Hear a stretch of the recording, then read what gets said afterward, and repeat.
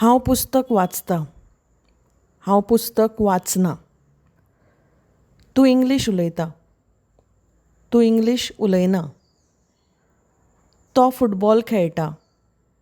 तो फुटबॉल खेळना. तें उदक पिता. तें उदक पिना. हांगा चडसो पावस पडटा. हांगा चडसो पावस पडना. आमी शारांत रावतात. आमी शारांत रावनात. ते फिल्मां पळयतात. ते फिल्मां पळयनात.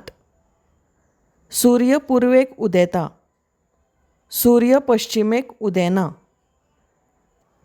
हांव सदां सकाळीं कॉफी पितां. हांव सदां सकाळीं कॉफी पिना. तो बँकेन काम करता. तो बँकेन काम करना.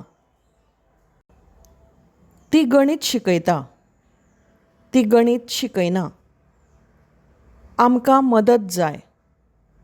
आमकां मदत नाका. ते गाडयेन कामांक वतात. ते गाडयेन कामांक वचनात. माजरांक दूद आवडटा. माजरांक दूद आवडना. तुका जाप खबर आसा. तुका जाप खबर ना. तो संगीत आयकता. तो संगीत आयकना. तें पत्रां बरयता. तें पत्रां बरयना. आमी घरा रातचें जेवण रांदतात. आमी घरा रातचें जेवण रांदनात. तीं खूब अभ्यास करतात.